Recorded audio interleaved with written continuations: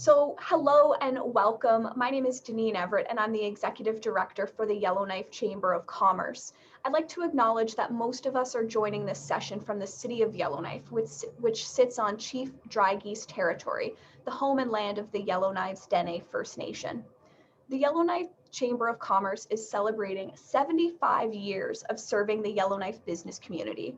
We've been the voice of business in Yellowknife since 1946. We serve our membership through strong advocacy, facilitating networking and educational opportunities, promoting local businesses, and providing savings on business services for our membership. Detailed information about the services we offer and our membership benefits can be found on our website, and I'll post a link in the chat. Without further ado, please join me in a virtual round of applause for Jean-Philippe Menard, Senior Vice President of British Columbia and the North and Client Diversity with BDC. Thank you very much. Thank you very much. Hi, everybody. It's good to see everybody online today. So yeah, as you said, I'm the SVP for BC North and our client diversity initiative at BDC. And I want to give a special thanks to the Yellowknife Chamber for the hard work to bringing us together today.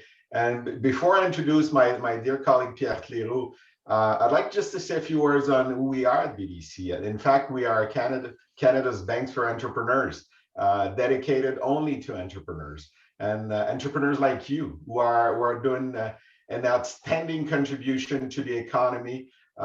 We have the pleasure of dealing with 62,000 entrepreneurs across the country, running at all stages of development in all industries across this great country. We are lenders, we are investors, we are advisors for businesses, for your business. Our aspiration is pretty bold. Our aspiration is to make Canadian entrepreneurs the most competitive in the world. So as you see, it's a good challenge. So to do so, we want you to be more productive. We want you to be more agile, more profitable, more resilient, especially in those COVID days. Resilience is probably a key aspect of being an entrepreneur these days. So we're there to help you to achieve that. We're not a bank like anyone else. We're a complementary lender. Our role is to provide long-term financing, but especially patient, flexible capital for all your projects, being from new equipment, machinery, or technology, for buying or building a new building, for buying or selling your business, or to provide working cap for growth or for COVID. I mean, it's working capital loans for COVID has been a pretty popular loan for us in the last year. So our job is not only to lend money, our job is also to make sure that all entrepreneurs have access to resources, to financing, to advice, to networks, to tools. BDC.ca is probably one of the best websites for entrepreneurship in this country. I also want to make sure that everybody know our people in Yellowknife. We have one of our great account manager in Adil, who's based in Yellowknife, doing a tremendous job there. So thank you for being there. I know that we're all very anxious to hear what Pierre has to say. The economy has been moving in the last 12 months. It's keep on moving. So on that note, it's my great pleasure to introduce you to Pierre Cléroux, who is our VP Research and our Chief Economist at BDC. So Pierre, floor is yours. Thank you, Jean-Philippe. Good morning, everybody. Thank you to the Chamber for your invitation. I was in Yellowknife a few years ago to give a similar presentation, and of course today we do it virtually, so I'm happy to be here. In the next few minutes, I would like to do three things. First, I'm going to talk about where we are in terms of the recovery. Second, I'm going to talk about what are we expecting for 2021, and finally, three trends that are really having an impact on the recovery in our country. So first, as you know, COVID-19 had a huge impact on the world economy. China is going to be the only major economy to have a positive growth in 2020. Other major economies like the United States, Japan, Germany, Canada, all these countries really had a contraction of their economy last year. And some countries like United Kingdom had a contraction of almost 10%. So as you can see, COVID-19 had a huge impact on the 2020 economy. But the good news is the recovery has been very, very quick. If we look at the world trade volume, you can see that we're already back to the pre-crisis level. This is really quick compared to what happened in the last recession in 2008, 2009, where it took about 3 years to go back to the pre-crisis level. So actually, this is a good example of how this recession is different. This is not a recession because of a financial crisis or because the housing bubble exploded in the US. It's a self-imposed recession because governments wanted to protect our healthcare system. So the good news about this is when you lift the restriction, what we learned in 2020 is the economy is coming back very quickly. So I'm going to come back to that through the presentation.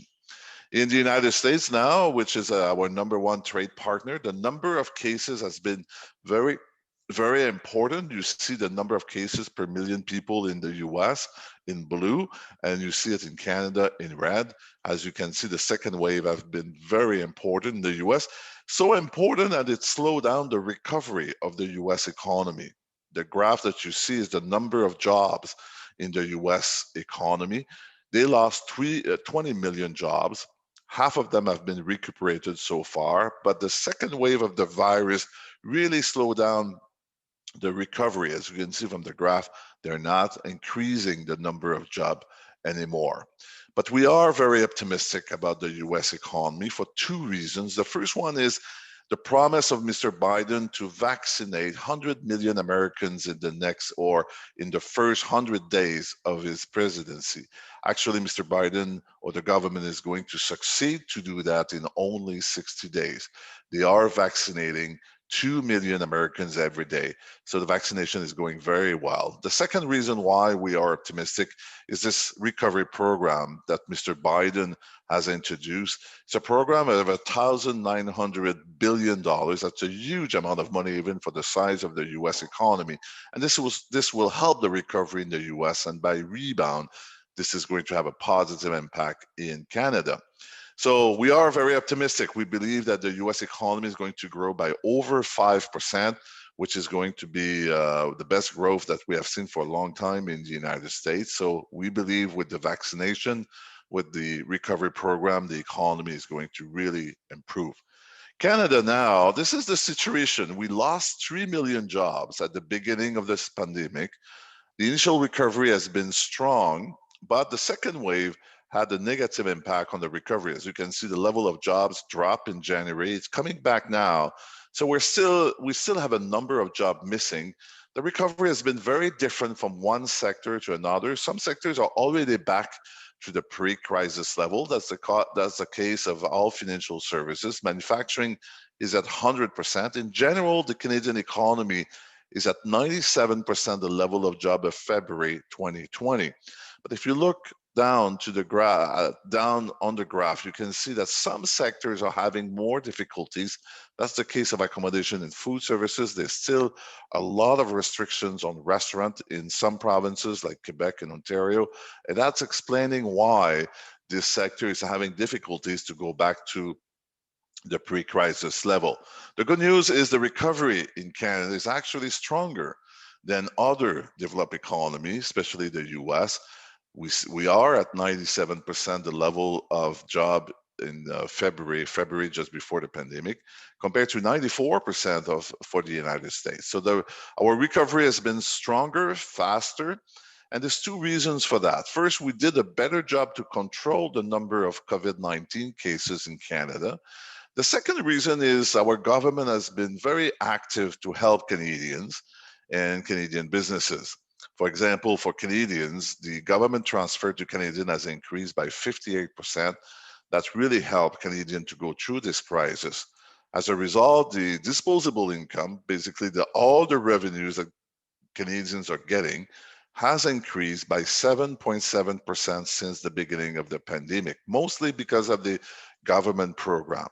So the disposable income is basically how the revenue the Canadian has minus the tax that we pay. It's basically the money we have in our pocket. So Canadians have more money in their pocket today than before the crisis. And as a result, this really helped the recovery. For example, retail sales came back very quickly in Canada. because the disposable income is increasing. So now the Northwest Territories, well, you are in a very good position. For example, right now, the active COVID-19 cases per 100,000 people, you're doing very well. This is actually 2 compared to the average of Canada of 77. So the situation is much better in the NWT. Actually, you didn't have any cases in the last 25 days. So that's really a good position to be. And on the vaccination side, 43% of the population has been vaccinated so far, which is a very high ratio compared to the average in Canada, 6.8%. So you really have controlled COVID-19 so far, and this is really helping the economy. The recovery has been good. Actually, there's more jobs today in the Northwest Territories than before the pandemic.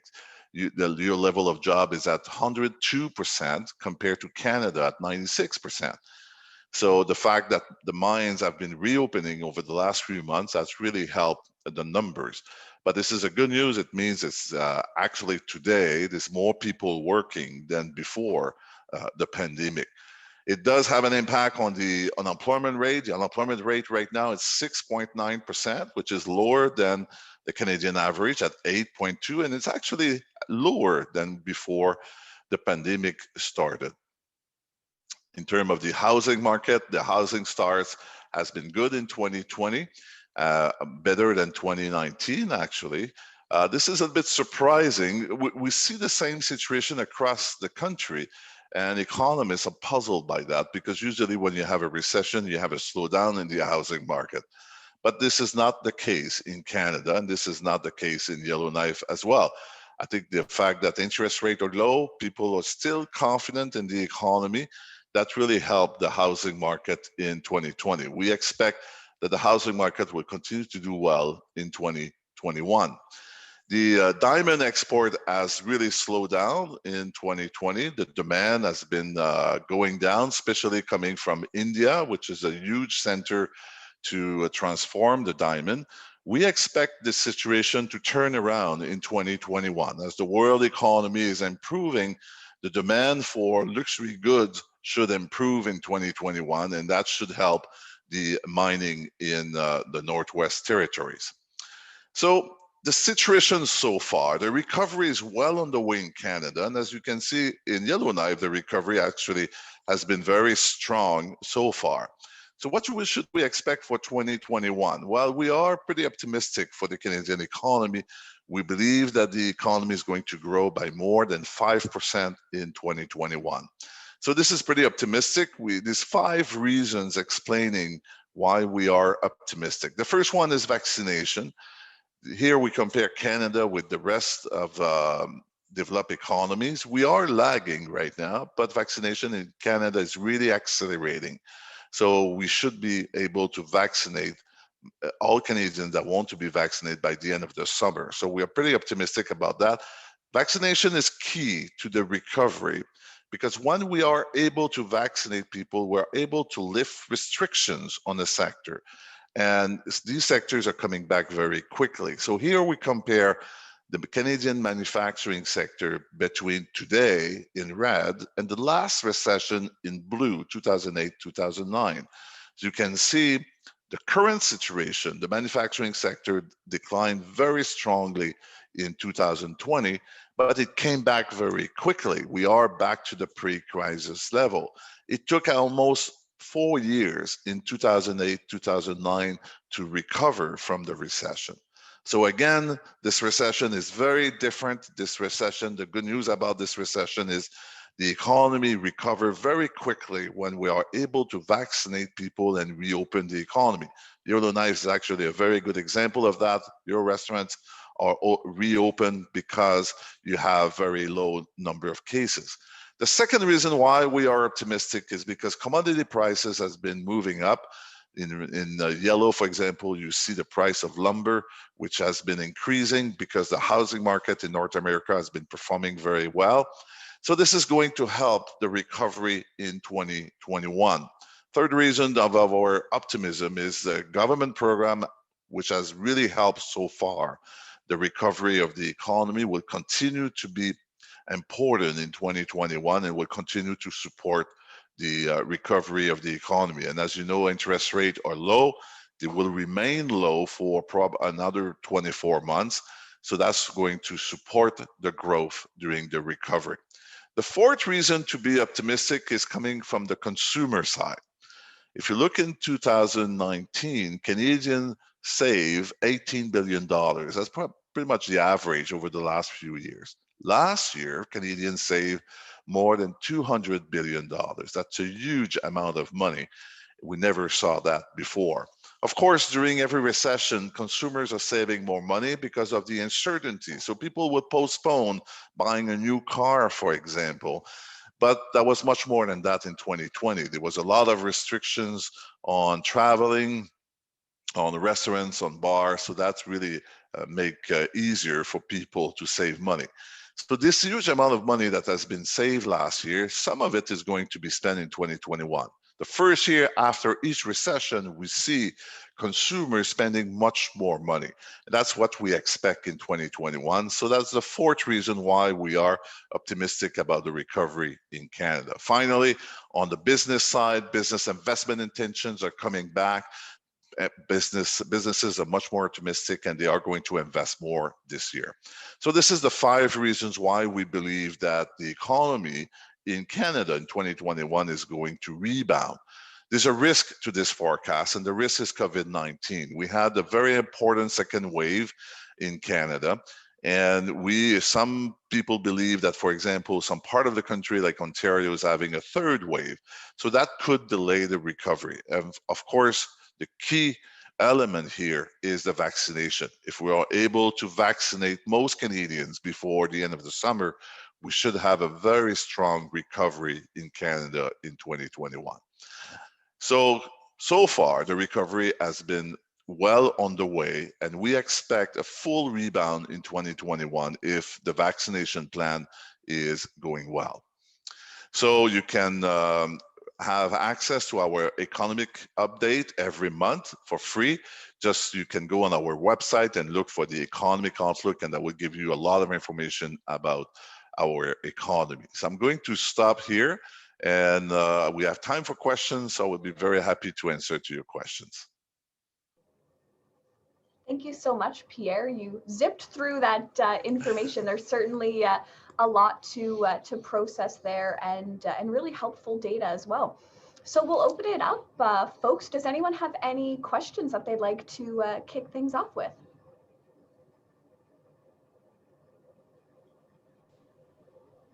I have one. I know that you had the statistics there for the Northwest Territories job, I guess statistics, but I'm just curious, like when you did your reporting, how much of that accounted for government positions? Because I know that we created hundreds of jobs for the COVID secretariat and stuff like that. So private sector versus public sector, kind of a question, I guess, for job. The data includes all the jobs, so including the public and the private sectors. The recovery has been, you're right that maybe if you didn't take into account the jobs created in the public sector, the numbers will probably be not as good, but they will be close to 100%. Most sectors have been back except for tourism. And with the vaccination, we should be able to have a strong tourism activity next summer. But so far, the numbers that you saw, the 102%, includes the job created in the public sector. Thank you. Great, thank you. Josie, I see you have your hand up there. Yes, my name is Josie Clermont, and I'm the Executive Director of Collège Nordique Francophone. My question to you, Mr. Cléroux, is do you see a role in post-secondary? What are your thoughts about post-secondary education and the role in economic recovery? Thank you for the question. Bonjour. Education is going to be a key to this recovery, but also for the future of the Canadian economy. Our economy is changing. Businesses are adopting technology much more rapidly than before. So the use of technology is going to be much more important for the job market. So higher education is going to help Canadians to get the right training for the new job market that we are seeing. I didn't talk about it too much in my presentation, but we are looking at how the business environment is going to change after this pandemic. About when all this is done and most Canadians are vaccinated and we go back to our life, the business environment is going to be different. One thing that we see is the online business has exploded during the pandemic, and this is going to continue to be very strong. People are going to work much more from home in the future. So your region might be affected by that. We see especially younger people moving across the country because they can do their job 100% from home now with the tele working. We see a lot more investment also in technology, which will require people who have higher training. So this economy that is recovering now is going to be different than what we have experienced before the pandemic. And of course, training is going to be, education is going to be key to this recovery. Thank you. Merci beaucoup.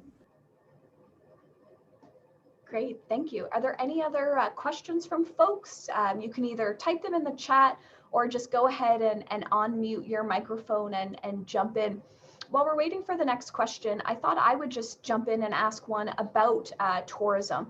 So obviously that's a very important industry here in the Northwest Territories. When we're talking about economic recovery, what do you see and what do the data show for tourism, and what can we expect in 2021 and beyond? Yeah, very good question. As I showed, the recovery is quite different from one sector to another. The sectors that have been back the fastest are the sector where there's less restriction because of COVID-19. So tourism, of course, there's a lot of restrictions because people are meeting and restaurants or events, conferences. So this is one of the last sector that is going to recover in Canada. But as vaccination is really accelerating, most Americans are going to be vaccinated by the end of May. Most Canadians are going to be vaccinated by the end of June. So we expect that tourism is going to be reopened during the summer. It's not going to be back to normal. Probably it's going to take another year for that. But we're going to see much more traveling during the summer than we saw in 2020. So this is going to be the beginning of tourism. So this sector is going to come back. The rebound is not going to be as quick as in manufacturing, for example, but we expect that the summer is going to be much better than last year. Great, thank you. Well, traditionally we have been a pretty quiet group. I'm not seeing any other microphones unmuted or comments in the chat, so maybe we'll just give folks another minute here and then we'll wrap things up.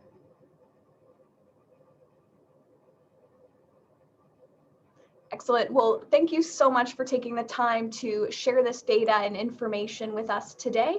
Oh, actually, someone is saying that their mic is not working, so maybe we'll give them a minute to type out their question here.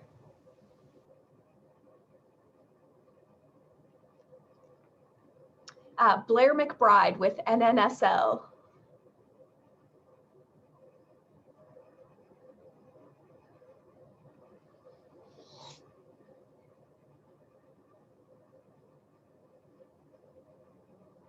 He's just typing it out here now.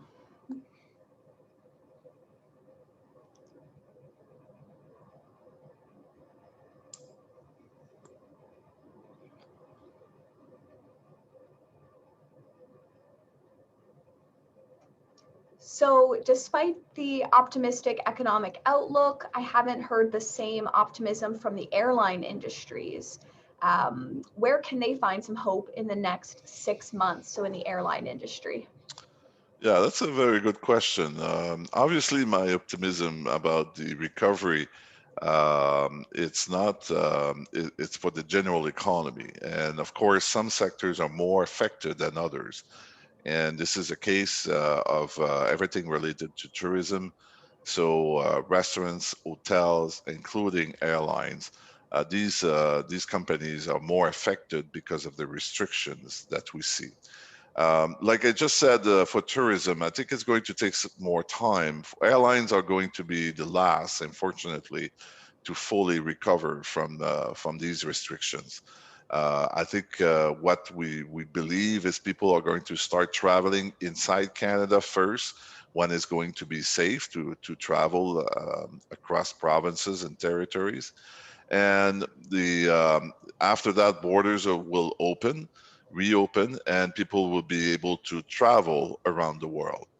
So once that the Canadians are most Canadians are going to be vaccinated this summer, I think we're going to see much more traveling, and it's going to take probably another year before Canadians are starting to travel around the world, before vaccination is going around, but it's not going to be fully executed in every countries around the world. So I think the airline industry is going to start to recovery this summer.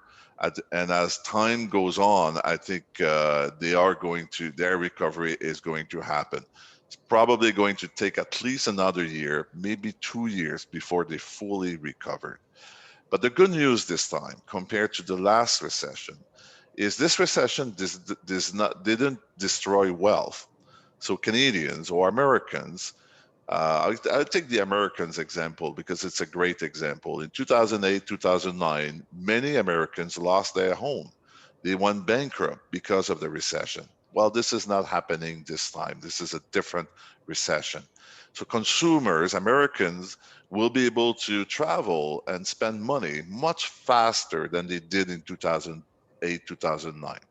So the only limitation to the recovery of the tourist industry is basically the restrictions that government are putting to protect our healthcare system. So the recovery is going to be well on the way this year. If it's going to take some time before we have a full recovery for airline industries, but it's going to happen, and it's going to start this summer.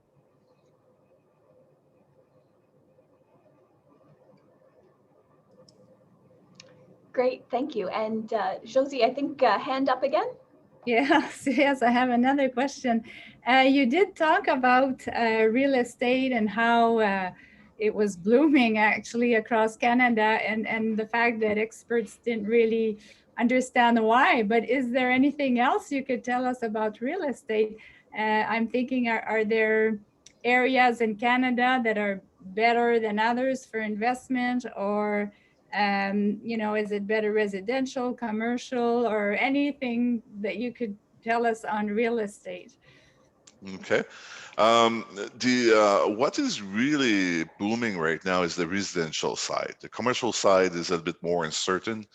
As people are going to work more from home, it's not clear how the commercial in large downtown area is going to evaluate. But in terms of the housing market, has been very strong in 2020. For example, in downtown Vancouver, price increased by 20% in 2020, and they were already elevated. So this is kind of surprising.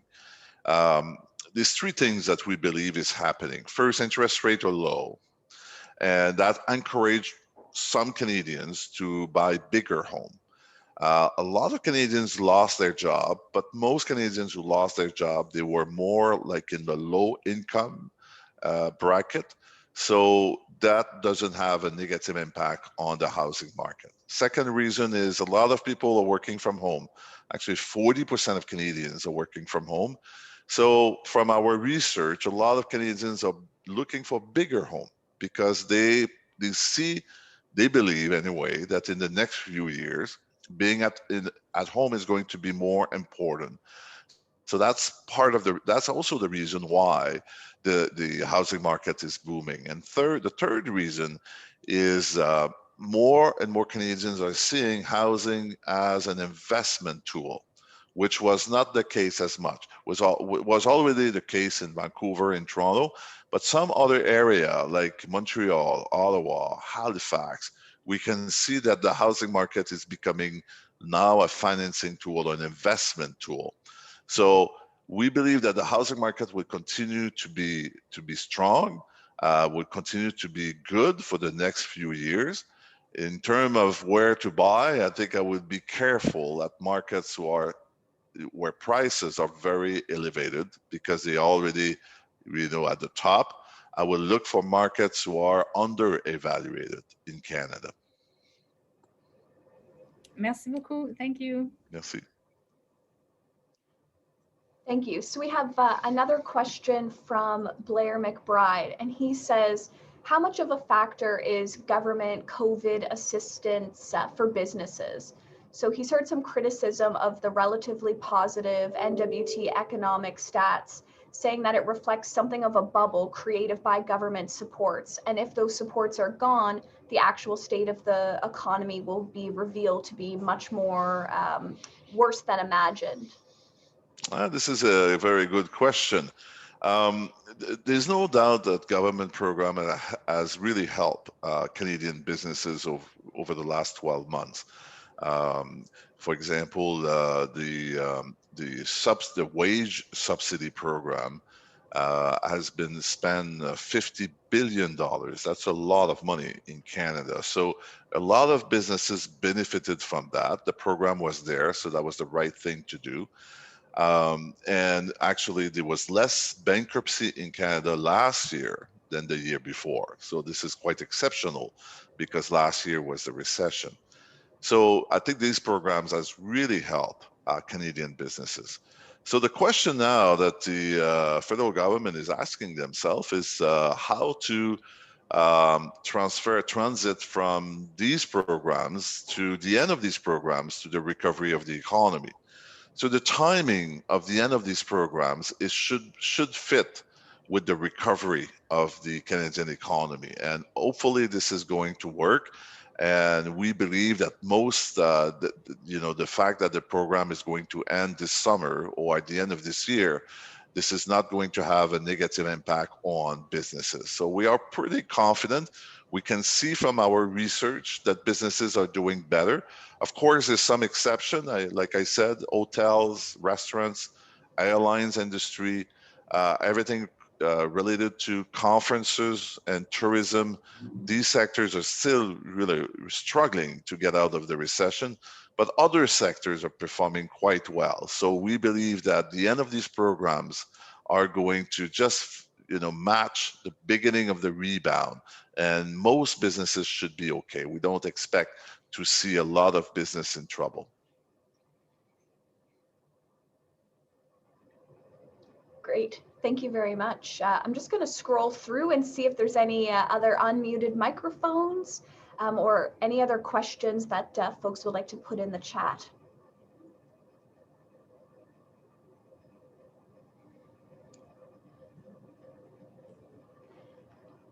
Seeing none, I think that will be all of our questions today. Thank you so much, Pierre and BDC, for reaching out to the Yellowknife Chamber to host this event with us. Again, this session was recorded and will be available on our website as well. So thank you to everyone for tuning in. Well, thank you for doing it. Hopefully next time we'll meet face to face, everybody. So we look forward to welcoming you back to Yellowknife then. See ya. Thank you. See you.